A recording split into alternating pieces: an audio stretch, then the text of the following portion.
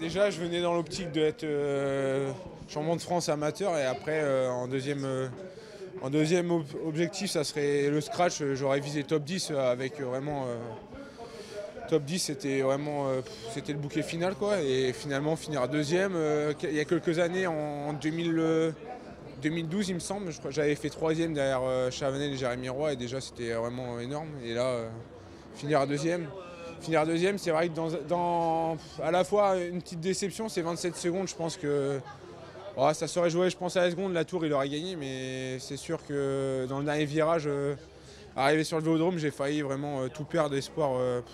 Le top 10, même tout quasiment, je suis arrivé à 50 à l'heure et j'étais plus trop lucide et je suis arrivé en dérapage contrôlé et je suis reparti quasiment à 0 à l'heure. Si je me suis calé contre les barrières, c'est autrement je tombais et finalement j'ai réussi à gagner le titre amateur et après finir deuxième. Je voyais tous les professionnels arriver loin de moi et je me suis vraiment...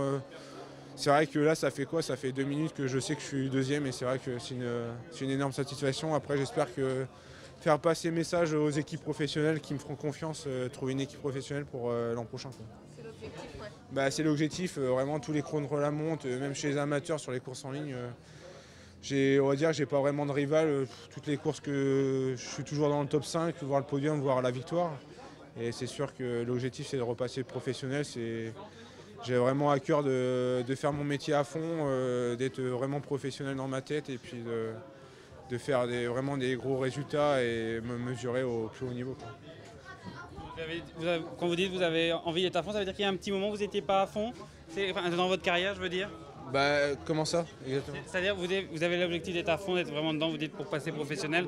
Ça veut dire qu'il y a un petit moment qui explique peut-être votre passage au rang amateur après, où vous n'étiez pas forcément à fond, vous n'étiez pas forcément concentré, il manquait un petit quelque chose. On va dire que quand j'étais professionnel, c'est sûr que j'ai fait 3 ans de professionnel. Après, on m'a pas donné ma confiance au sein de Marseille. Et c'est vrai que c'est ce que j'étais déçu. On va dire que j'étais plus vraiment concentré peut-être dans ma tête. Et là, ça fait...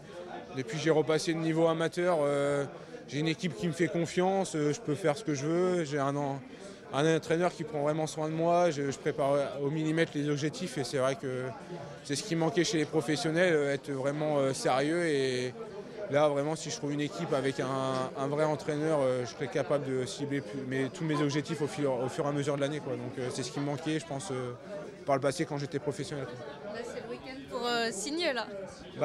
J'espère, c'est sûr, ça serait le bouquet final de signer avant le Tour de France. Après, là, déjà, dans ma tête, on va vraiment fêter ça ce soir. Et puis en deuxième... on tournera à partir de demain, voir ce qui se passe et puis tourner déjà la tête vers samedi. C'est vraiment, j'ai à cœur de bien faire samedi. Il y a moyen de faire peut-être le doublé vu la forme du moment en ce moment, donc tout est réalisable, quoi.